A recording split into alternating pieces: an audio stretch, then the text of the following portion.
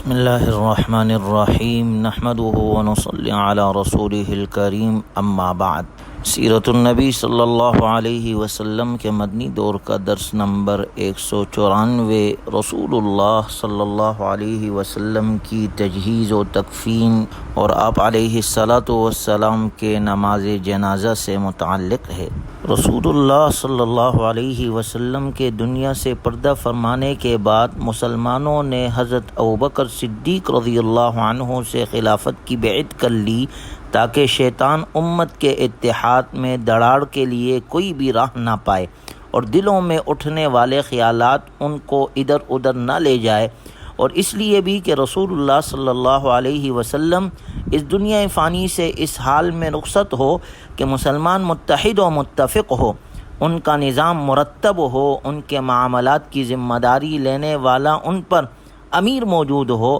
ان معاملات میں سے رسول اللہ صلی اللہ علیہ وسلم کی تجہیز و تکفین کا معاملہ بھی تھا۔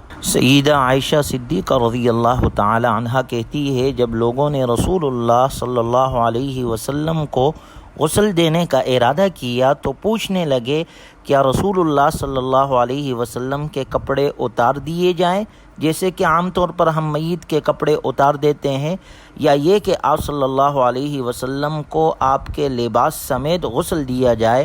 جب یہ اختلاف پیدا ہوا تو اللہ تعالیٰ نے ان پر نیند مسلط کر دی، یہاں تک کہ ان میں کوئی بھی ایسا شخص نہ تھا جس کی تھوڑی اس کے سینے سے نہ لگ گئی ہو۔ اس وقت ایک کونے سے نامعلوم آواز آئی، اللہ جانے وہ کون تھا جو کہہ رہا تھا، رسول اللہ صلی اللہ علیہ وسلم کو کپڑوں سمیت غسل دو۔ چنانچہ آپ صلی اللہ علیہ وسلم کو قمیص سمیت ہی غسل دیا گیا۔ لوگ قمیص کے اوپر ہی پانی ڈال رہے تھے اور بدن مبارک اس طرح ملتے رہے کہ قمیص بیچ میں حائل رہی۔ حضرت عائشہ صدیقہ رضی اللہ عنہا فرماتی ہے، اب جو بات میرے علم میں آئی اگر وہ پہلے معلوم ہوتی تو آپ صلی اللہ علیہ وسلم کو ازواج رسول ہی غسل دیتی۔ حضرت ابن عباس رضی اللہ تعالی عنہما فرماتے ہیں، جب قبر تیار ہو گئی اور لوگوں نے ظہر کی نماز پڑھ لی تو حضرت عباس رضی اللہ عنہ آپ کو غسل دینے لگے۔ انہوں نے آپ کے ارد گرد باریک یمنی چادروں کا ایک چکور پردہ تیار کیا، پھر وہ خود پردے میں داخل ہو گئے اور حضرت علی اور فضل رضی اللہ عنہما کو بھی بلا لیا۔ آپ صلی اللہ علیہ وسلم کو لباس کے ساتھ ہی غسل دیا گیا۔ حجرے میں داخل ہونے والے حضرت علی رضی اللہ عنہ، حضرت عباس رضی اللہ عنہ اور ان کے دونوں بیٹے حضرت فضل اور حضرت قاسم رضی اللہ عنہما، ان کے علاوہ حضرت اسامہ اور حضور صلی اللہ علیہ وسلم کے غلام شقران بھی تھے۔ پھر دروازہ بند کر دیا گیا، ایک چادر تان دی گئی۔ انصار نے باہر سے آواز لگائی کہ اس شرف میں ہمارا آدمی بھی شریک کر لو۔ چنانچہ حضرت علی رضی اللہ عنہ نے حضرت اوس رضی اللہ عنہ کو اندر بلا لیا۔ ایک طرف حضرت عباس رضی اللہ تعالی عنہ تھے اور دوسری جانب حضرت علی رضی اللہ عنہ۔ آپ صلی اللہ علیہ وسلم کا سر مبارک مشرق کی جانب اور پاؤں مغرب کی طرف تھے۔ حضرت علی رضی اللہ عنہ نے غسل کی ابتدا کی، حضرت اسامہ رضی اللہ عنہ نے اور شقران پانی ڈال رہے تھے۔ حضرت عباس رضی اللہ عنہ اور ان کے دونوں صاحبزادے کروٹ بدلنے میں مدد دے رہے تھے۔ 3 مرتبہ خالص پانی سے اور پھر بیری کے پتوں اور کافور کے پانی سے غسل دیا گیا۔ غسل کے بعد آپ صلی اللہ علیہ وسلم کو 3 کپڑوں میں کفن دیا گیا، ان میں نہ قمیص تھی اور نہ پگڑی۔ صحیح مسلم میں حضرت عائشہ صدیقہ رضی اللہ عنہا سے روایت ہے کہ رسول اللہ صلی اللہ علیہ وسلم کو 3 سفید کپڑوں میں کفن دیا گیا، جس میں نہ عمامہ تھا نہ قمیص۔ تجہیز و تکفین کے بعد مسلمان رسول اللہ صلی اللہ علیہ وسلم کے جسد اطہر کو دفن کرنے کی جگہ کے بارے میں مختلف رائے ہو گئے۔ بعض نے کہا کہ منبر کے پاس دفن کیا جائے، دیگر کہنے لگے کہ بقیع میں دفن کرنا چاہیے، کسی نے کہا نماز پڑھانے کی جگہ تدفین مناسب ہے۔ اتنے میں حضرت ابوبکر صدیق رضی اللہ عنہ نے اس اختلاف کو رسول اللہ صلی اللہ علیہ وسلم ہی سے سنے ہوئے ایک فرمان کے حوالے سے ختم کر دیا۔ حضرت عائشہ اور ابن عباس رضی اللہ تعالی عنہم کہتے ہیں کہ جس وقت رسول اللہ صلی اللہ علیہ وسلم دنیا سے پردہ فرما گئے اور آپ صلی اللہ علیہ وسلم کو کفن دیا گیا تو لوگ مقام تدفین کے سلسلے میں اختلاف کرنے لگے۔ تب حضرت ابوبکر رضی اللہ عنہ نے فرمایا، میں نے رسول اللہ صلی اللہ علیہ وسلم سے جو ارشاد سنا تھا وہ ارشاد ابھی بھولا نہیں ہوں۔ آپ صلی اللہ علیہ وسلم فرماتے تھے، ما قبض اللہ نبیا الا فی الموضع الذی یحب ان یدفن فیہ۔ اللہ تعالی ہر نبی کی روح اسی جگہ قبض فرماتا ہے جس جگہ وہ دفن ہونا پسند کرتے ہیں، لہٰذا انہوں نے آپ علیہ الصلاۃ والسلام کو اسی بستر ہی کی جگہ دفن کر دیا۔ حافظ ابن کثیر رحمہ اللہ فرماتے ہیں، تواتر سے معلوم ہوا ہے کہ آپ صلی اللہ علیہ وسلم کو سیدہ عائشہ صدیقہ رضی اللہ عنہا کے حجرہ مبارک میں دفن کیا گیا، جو آپ صلی اللہ علیہ وسلم کی مسجد کے مشرق میں سیدہ عائشہ صدیقہ رضی اللہ عنہا کے لیے مخصوص تھا۔ آپ صلی اللہ علیہ وسلم کو حجرے کے سامنے کے مغربی کونے میں دفن کیا گیا۔ اس کے بعد اسی حجرے میں حضرت ابوبکر رضی اللہ عنہ اور ان کے بعد حضرت عمر رضی اللہ عنہ کو بھی وہاں پر دفن کیا گیا۔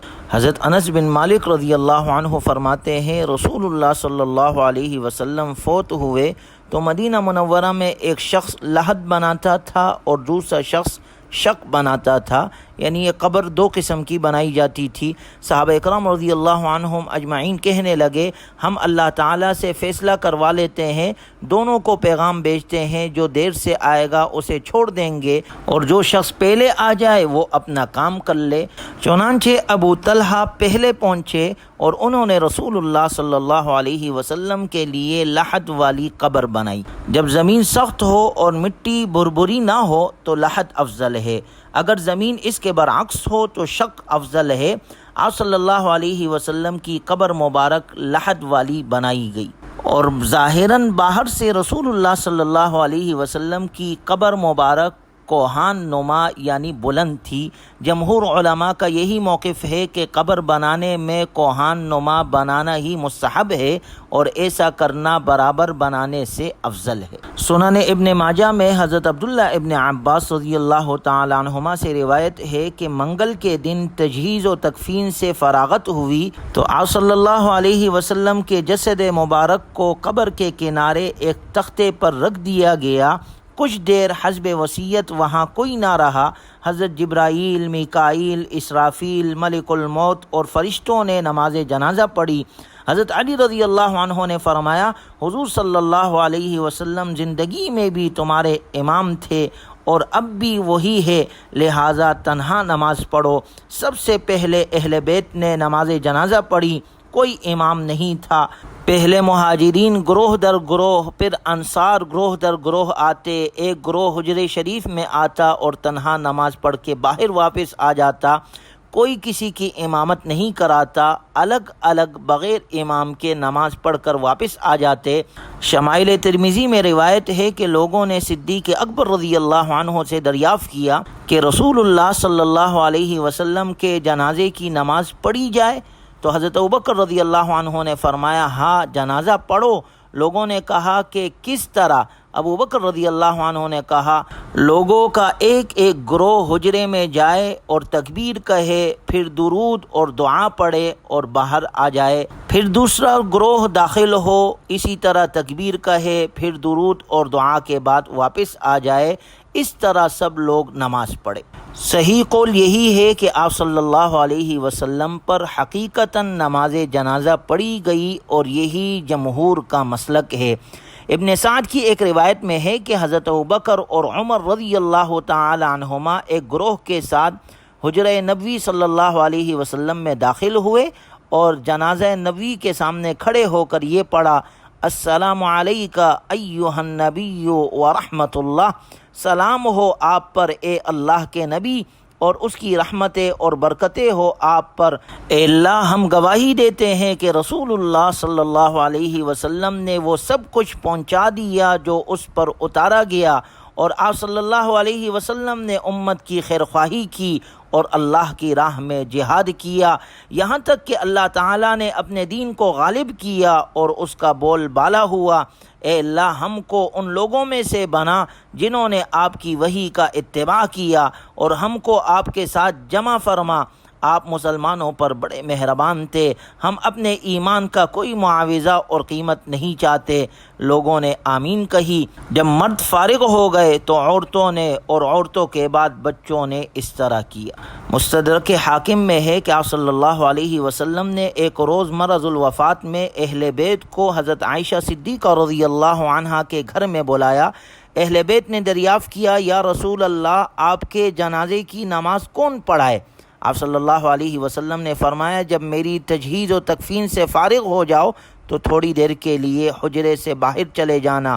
سب سے پہلے مجھ پر جبرائیل نماز پڑھیں گے، پھر میکائیل، پھر اسرافیل، پھر ملک الموت، پھر باقی فرشتے۔ اس کے بعد تم ایک ایک گروہ کر کے اندر آنا اور مجھ پر صلاۃ و سلام پڑھنا۔ حق تعالیٰ کا ارشاد ہے، ان اللہ وملائکتہ یصلون علی النبی یا ایھا الذین آمنوا صلوا علیہ وسلموا تسلیما۔ اس آیت مبارکہ میں ہر مسلمان کو صلاۃ و سلام کا فرداً حکم ہے۔ جس طرح آپ علیہ الصلاۃ والسلام کی حیات میں صلاۃ و سلام بغیر امام اور بغیر جماعت کے فرض تھا، اسی طرح آپ علیہ الصلاۃ والسلام کے دنیا سے چلے جانے کے بعد بھی بغیر کسی جماعت اور امام کے صلاۃ و سلام کا فریضہ فرداً ادا کیا گیا۔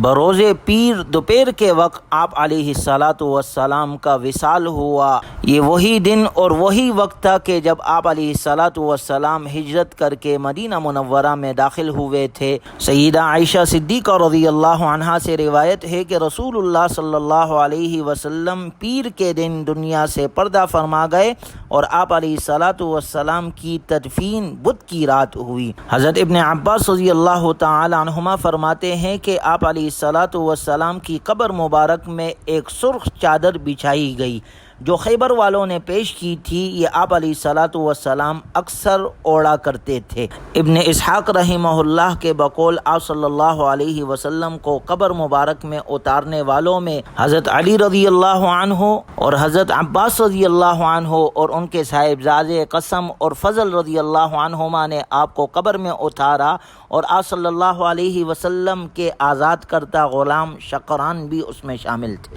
کچی اینٹوں سے قبر بنائی گئی۔ جب آپ علیہ الصلاۃ والسلام کو لحد میں رکھا گیا تو حضرت مغیرہ رضی اللہ عنہ کہنے لگے، آپ کے پاؤں کی طرف کچھ کمی رہ گئی ہے جو پوری نہیں کی گئی۔ حاضرین نے کہا، قبر میں داخل ہو کر کمی پوری کر دو۔ وہ قبر میں داخل ہوئے، پھر انہوں نے ہاتھ لحد میں داخل کر کے آپ کے قدم مبارک چھوئے۔ حضرت مغیرہ بن شعبہ رضی اللہ عنہ وہ صحابی رسول ہے جو سب سے اخیر میں رسول اللہ صلی اللہ علیہ وسلم سے جدا ہوئے۔ بعض روایات میں یہ بھی ہے کہ انہوں نے اپنی انگوٹھی قبر میں گرا دی، اس کو نکالنے کے لیے سب سے اخیر میں اترے، اور اس کے بعد آپ علیہ الصلاۃ والسلام کے قبر مبارک پر مٹی ڈال دی گئی۔ جب صحابہ کرام رضی اللہ عنہم اجمعین آپ علیہ الصلاۃ والسلام کی تدفین سے فارغ ہو گئے اور واپس اپنے گھروں کی طرف جانے لگے، انہی میں حضور صلی اللہ علیہ وسلم کے خادم خاص حضرت انس بن مالک رضی اللہ عنہ بھی تھے۔ جب وہ حضرت فاطمہ رضی اللہ عنہا کے پاس سے گزرے تو قدم خود بخود رک گئے۔ آہٹ پا کر حضرت فاطمہ رضی اللہ عنہا نے پوچھا، کون ہے؟ تو عرض کیا کہ آپ کے والد محترم کا خادم انس۔ اس موقع پر حضرت فاطمہ رضی اللہ عنہا نے فرمایا، یا انس، اے انس، تم لوگوں کے دلوں نے کس طرح گوارا کر لیا کہ تم جسد مبارک پر مٹی ڈال کر آؤ اور تم رسول اللہ صلی اللہ علیہ وسلم کو تنہا چھوڑ کر چلے آؤ۔ چنانچہ یہ حضرت فاطمہ رضی اللہ تعالی عنہا کے اس موقع پر الفاظ تھے۔ یہ دن مدینہ منورہ کا ایک غمگین دن تھا۔ جب حضرت بلال رضی اللہ عنہ نے فجر کی اذان دی تو حضور صلی اللہ علیہ وسلم کو یاد کر کے بے ساختہ رونے لگے، ان کی ہچکیاں بن گئی۔